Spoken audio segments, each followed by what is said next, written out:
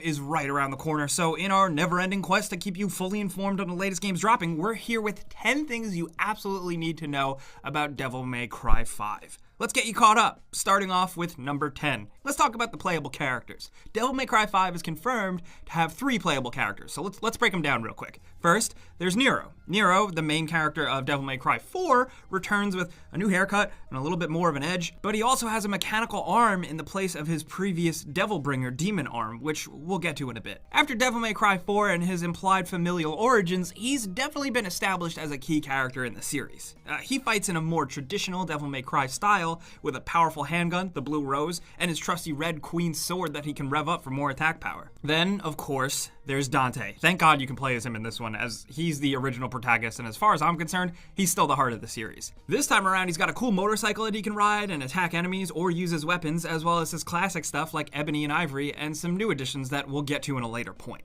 And the last revealed playable character is V, someone who's still shrouded in some mystery. This Kylo Ren looking dude uses a cane and appears to be less superpowered than our other heroes, instead choosing to read from an ancient book and be flanked by magical demon creatures he has a pact with, like a bird named Griffin, a cat predator, Shadow, and a large golem-like monster called NEYMAR. Calling him in requires a filled Devil Trigger gauge, which he has access to, and that can be filled by V staying safe and reading from his book with a button press. He fights from a distance because he's weaker, so he controls these creatures to attack for him, and then he moves in to finish off the enemies. But you will still have to worry about keeping your creatures safe at the same time. It's a lot to juggle, but it's a big shakeup for the series, and it seems pretty cool.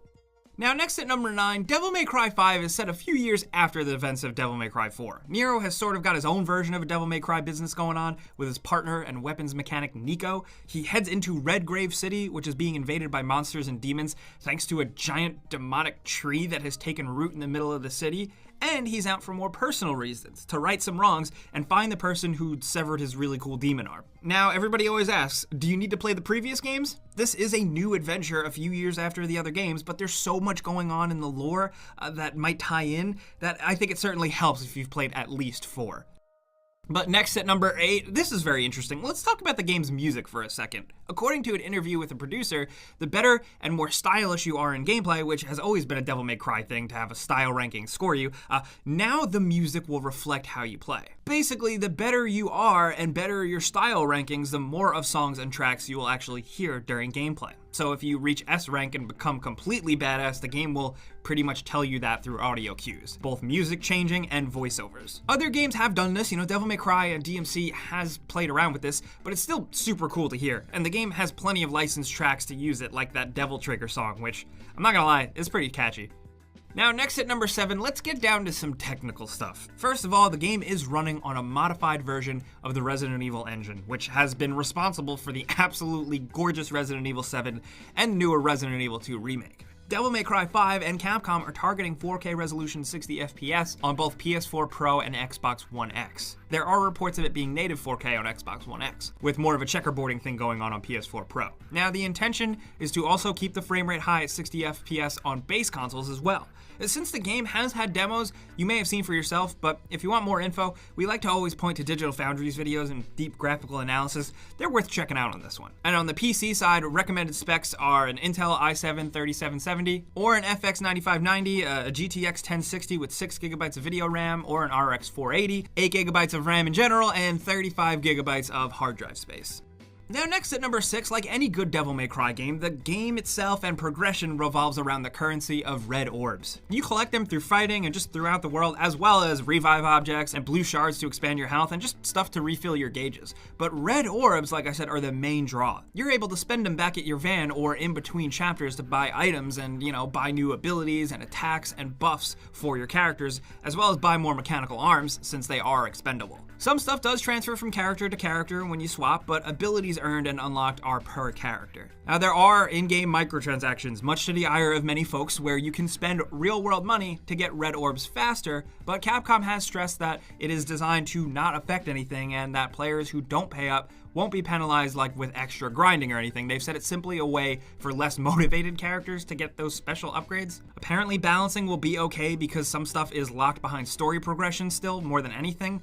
Still not sure how we feel about the whole concept, but we're just gonna have to wait and judge the final product. But over at number 5, the game does have a tiny bit of multiplayer that might surprise you how it works. This is actually pretty cool. It's called the cameo system. Sometimes in the game, other characters will be elsewhere in the level, fighting through their own scenarios and whatever is going on in their timeline. You'll see a character doing something from afar, and then later in the game, you'll play as that character doing that thing. The same goes for certain scenarios where you get to choose who to play as, and then that other character will play alongside you. The difference is that other player is controlled by another player character. I think it might be like a recorded version of that person playing. That's just speculation, I don't know, but either way, if you're offline, it'll just be controlled by AI like normally. Apparently it doesn't affect too much, but we haven't seen much of it in action, but you do get an on-screen indicator saying starring and then the person's online handle. We hope this is really cool and not distracting. It seems like a pretty nice idea.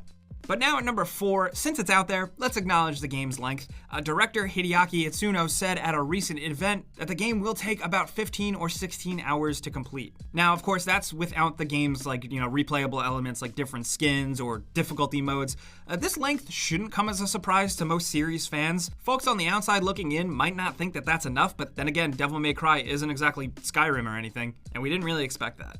But coming down to number 3, let's talk about the game post-launch. Bloody Palace is confirmed, the series staple of an extreme challenge mode to play through that is really beloved by a lot of hardcore fans. It's not at launch, that's a bummer, but it's coming as a free update roughly 1 month after launch, sometime in April. Other than that, that is really it, which is crazy to think that a modern game really has no announced plans for a lot of big post-launch stuff, but I guess they're keeping it old school here, and we really respect that. The game director, Itsuno, like I said, has also went on record saying if it's warranted, they could add Trish or Lady or others as DLC characters after launch, but that's about it. Basically, Devil May Cry 5 seems like it's keeping it pretty simple. And you know what? We're okay with that.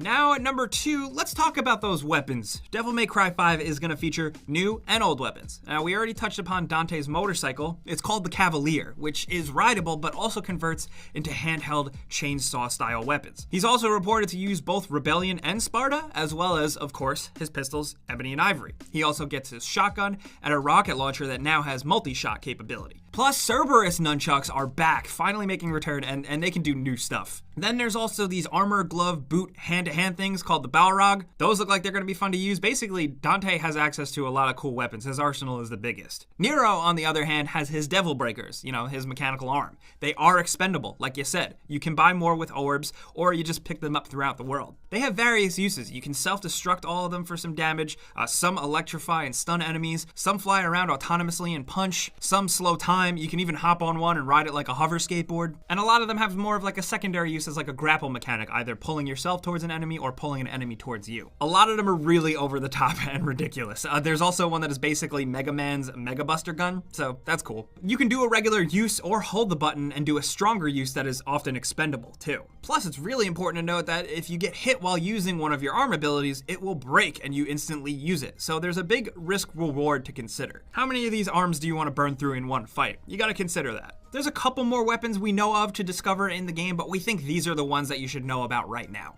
Now finally, at number 1, of course, if you've watched any of these videos, we got some general housekeeping. Devil May Cry 5 is set to launch on PS4, Xbox One, and PC on Friday, March 8th, 2019. Like pretty much every big game that releases these days, it will be available in a slew of editions at various price points, starting at least in the United States, $60 for the standard edition.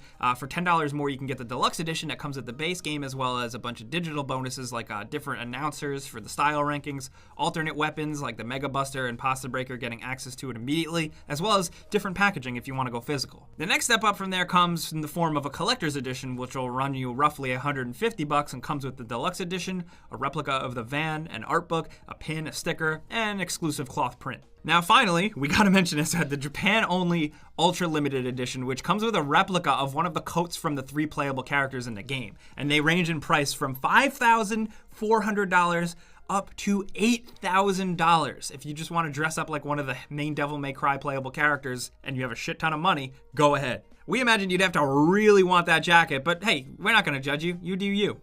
That's everything we think you should know to be caught up about Devil May Cry 5 if you're looking forward to jumping in March. But of course, we want to hear from you guys down in the comments. Are you looking forward to this game? Which character are you looking forward to getting your hands on the most? Obviously, I'm biased. I'm going to say Dante, of course. But we want to talk about anything Devil May Cry. What's your favorite one, and what are you looking forward to the most in this one? But also, of course, if you learned anything from this video, clicking the like button is the best way you can help us out. We would really appreciate that. But if you're new, you should consider subscribing, hitting that notification bell, because we put out videos every single day. But, as always, thanks for watching, and we'll see you guys next time.